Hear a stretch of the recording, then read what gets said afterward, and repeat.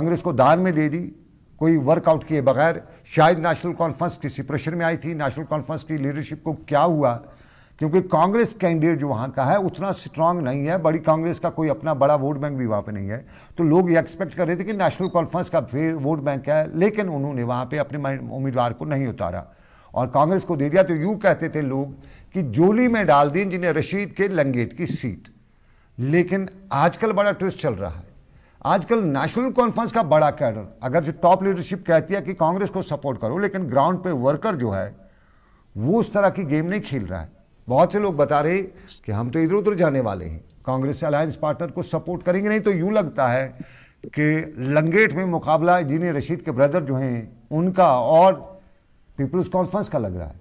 और फिर हंदवाड़ा पास की सीट है, चौधरी रमजान नेशनल कॉन्फ्रेंस के स्टालवार्ट हैं, उनका और सजाद गनी लोन का बिल्कुल आमने सामने का मुकाबला है। पीडीपी वहाँ पे है, उम्मीदवार तो उतारा है, लेकिन आमतौर पे कहते हैं किसी खाते में दर्ज नहीं है। लंगेट में भी पीडीपी का उम्मीदवार की यहाँ किसी खाते में दर्ज नहीं है।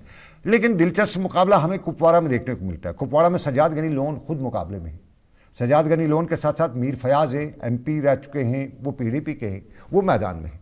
और फिर कुपवाड़ा में नेशनल कॉन्फ्रेंस ने नासिर असलम वानी को लाया है। नासिर असलम वानी चूँकि ताल्लुक उनका वादी लोलाब से है, जन्म जो प्लेस उनकी वो है, लेकिन वो लोलाब के बजाय कुपवाड़ा से इलेक्शन लड़ रहे हैं। और आमतौर पे पिछले इलेक्शन भी उन्होंने श्रीनगर से लड़े थे, लोलाब या कुपवाड़ा से लड़े, पहली बार कुपवाड़ा गए।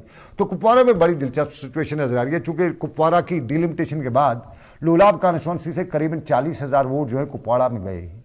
और वो वोट जो है बहुत इंपॉर्टेंट फैक्टर रोल अदा करेंगे। वो वोट किस तरह का ट्विस्ट करेंगे ये कुपवाड़ा में नजर आएगा। लेकिन फिलहाल मुकाबला एआईपी ने भी वहाँ पे उम्मीदवार अपना उतारा, मैदान में उतारा है। लेकिन ओवरऑल जो कुपवाड़ा की हमें सिचुएशन नज़र आ रही है अभी तक, हो सकता है अगले आधे घंटे में चेंज भी हो जाए। फिलहाल नेशनल कॉन्फ्रेंस वर्सेस पीडीपी और सजाद गनी लोन साहब, चूँकि सजाद गनी लोन साहब कुपवाड़ा की सीट पे इतनी इंटरेस्टेड दिखाई भी नहीं दे रहे। जितनी मेहनत वो हंदवाड़ा में कर रहे हैं उसके बरक्स वो कुपवाड़ा में उतनी मेहनत नहीं कर रहे।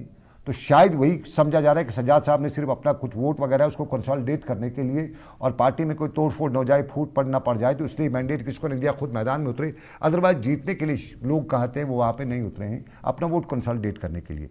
लेकिन कुपवाड़ा में इस वक्त नेशनल कॉन्फ्रेंस और ये जो पीडीपी है इनका सीधा सीधा मुकाबला नजर आ रहा है। ट्विस्ट किधर की तरफ है, बड़ा दिलचस्प खेल है। और इस ट्विस्ट में एक आदमी का रोल है, वो लोलाब का है। लोलाब में एडवोकेट अब्दुल्ला खान क्या करते हैं, किसकी तरफ वो ट्विस्ट करते हैं। अगर वाकई में वो दिल से नेशनल को या पीडीपी को सपोर्ट करते हैं तो पीडीपी को बहुत फ़ायदा हो सकता है। नेशनल कॉन्फ्रेंस के नासिर असलम वानी को बड़ा खतरा भी हो सकता है उनसे। अब देखना होगा, वो उनका फर्जन भी इलेक्शन में है, उनकी तबीयत अपनी भी सही ठीक नहीं है, तो वो इस तबीयत के बीच में कितना बाहर निकल के कंपेनिंग नेशनल कॉन्फ्रेंस पीडीपी करते हैं कुपवाड़ा में, तो ये दिलचस्प बात होगी। लेकिन अगर हम लंगेट में ये जो करालपुरा की सीट, त्रागाम की सीट देखें, तो हमें त्रागाम में नेशनल कॉन्फ्रेंस के मीर सैफुल्लाह अच्छी खासी ताकत में नजर आ रहे हैं। पीडीपी के पीपल्स कॉन्फ्रेंस के जो पिछली बार जो थे एमएलए वहाँ के डार साहब, वो भी वहाँ पे स्ट्रांग पोजीशन में नजर आ रहे हैं। वहाँ पे एआईपी का भी स्ट्रांग नज़र आ रहा है और डॉक्टर है वहाँ पे, वो इंडिपेंडेंट हैं, अपनी पार्टी की तरफ से इंडिपेंडेंट नहीं बल्कि अपनी पार्टी की तरफ से उनका भी एक अच्छा खासा इन्फ्लुएंस इलाके में है। तो त्रागाम की सीट भी हमें बहुत दिलचस्प दिखाई दे रही है। और फिर अगर वहाँ देखें तो हमें चारकोनी मुकाबला नज़र आ रहा है। हमें अपनी पार्टी भी वहाँ स्ट्रांग नज़र आ रही है। हमें जो है वहाँ पे पीडीपी लगभग वहाँ पे उस पोजीशन में नहीं है कि किसी मुकाबले में किसी लाइन में खड़ा किया जा सके।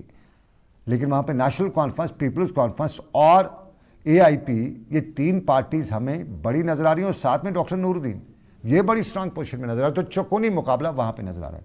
और अगर आप टंगडार की नज़र मारें तो टंगडार में बड़ा दिलचस्प खेल ये है कि डिलिमिटेशन के बाद इधर के इलाके यानी सादा टनल से इस पार के कई इलाके जो है वो उसके साथ जोड़े गए हैं, टनल टंगडार के साथ।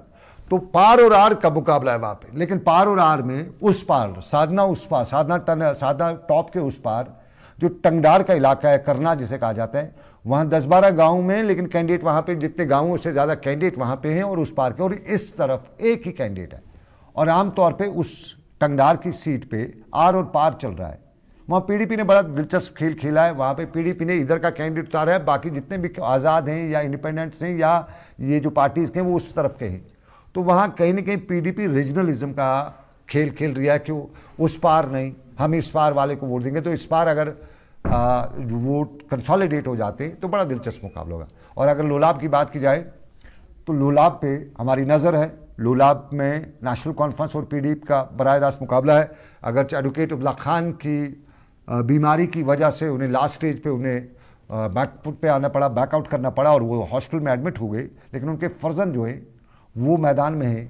और वहाँ पे बड़ा फैक्टर जो है पहाड़ी और गुज्जर वोट का बड़ा फैक्टर है, क्योंकि अब्दुल्ला खान जो है ख़ुद पहाड़ी कम्युनिटी से बिलोंग करते हैं और उनके रिलेशन जो है वो गुज्जर्स में भी है और क्लोज रिलेशन है, फैमिली रिलेशन है गुज्जर्स में, रिश्ते वगैरह उनके गुज्जर्स में। तो लगभग 27,000 के करीब गुज्जर पहाड़ी वोट जो है वो कुपवारा इस लोलाब कॉन्स्टिट्यूंसी में है। और इन 27,000 में लगभग, चूँकि गुज्जर और पहाड़ी वोट जो है ये अक्सर पढ़ते रहते हैं, उनमें बड़ी तादाद में पड़ती है और अंदाज़ा किया जाता है कि 20,000 के करीब वोट पड़ेंगे। और उन 20,000 में अंदाज़ा ये भी लगा जाता है कि ये गुज्जर पहाड़ी वोट जो है ये ज़ात का वोट है, बरादरी का वोट है, तो ये वोट बाहर नहीं जाता है, बहुत कम इनमें से वोट बाहर जाता है। तो आमतौर पे ये अंदाज़ा लगाया जाता है कि अब्दुल्ला खान के फर्जंद वक़ारुल हक़ खान, एडवोकेट वक़ारुल हक़ खान, उनको तो अपनी पहाड़ी का, क्योंकि पहाड़ियों में आम एक कहावत है कि औलादें साझी होती है, यानी औलादें सबकी एक होती है, हमारी एक ही औलाद होती है। तो ये अब्दुल्ला खान का फर्जंद है, तो इस सब पहाड़ियों का फर्जंद इस वक्त माना जाता है। तो इस वक्त पहाड़ी उसकी तरफ है, गुज्जर बरादरी के रिश्ते में है तो वो भी इनकी तरफ है। और आमतौर पर वहाँ पे गुज्जर और पहाड़ी डिवीज़न है नहीं। कुपवारा की वादी लोलाब में गुज्जर और पहाड़ी का कोई फ़र्क नहीं है, सब एक ही लाठी से के जाते हैं। तो ये बड़ा फैक्टर है। और माना ये भी जाता है कि 15,000 के करीब का वोट बोनस जो है वो डायरेक्टली पहले अब्दुल्ला खान के फर्जंद एडवोकेट वक़ारुल हक़ को मिल रहे हैं, उसके बाद आगे मुकाबले की बात होती है। तो मुकाबले में आगे पीडीपी भी साथ में है, साथ में उनका अपना मिनिस्टर भी रह चुके हैं बाकी चीज़ में, तो मुकाबला भी वहाँ पे बहुत ही दिलचस्प दिखाई दे रहा है। फिलहाल इन्हीं मुकाबलों पे हमारी नज़र थी। आज का मुद्दा एक्चुअली हमारे प्रोग्राम में आज ये डिस्कस नहीं था, लेकिन हमारे दोनों मेहमानों से हमारी वीडियो लिंक नहीं जुड़ सका। आज के ज़माने में जब 5G की हम बात करते हैं, हम अंदर से भी टेलीफोनिकली बात कर सकते थे, हमें कुपवाड़ा से एक्सपर्ट थे उनसे भी बात कर रहे थे, हम बताते थे कि वोटर का मूड क्या है। लेकिन असल में वीडियो लिंक न होने की वजह से हमने इस प्रोग्राम को कहीं न कहीं आप तक ग्राउंड सिचुएशन पहुंचाने की कोशिश की। उसमें हम कितने कामयाब हुए, कितनी आप हमारी जो कोशिश है इससे मुतफिक हैं, आप अपने हमारे सोशल मीडिया प्लेटफॉर्म पर इस हवाले से अपनी राय से हमें आगाह कर सकते हैं। तो फिलहाल आज का मुद्दा इतना ही। इस उम्मीद के साथ आपसे लेंगे इजाज़त कि रब्बे कायनात की मर्जी रात 9 बजे फिर होगी दिन भर में आपसे मुलाकात। तब तक के लिए रखिए अपना ख्याल। अल्लाह हाफिज़।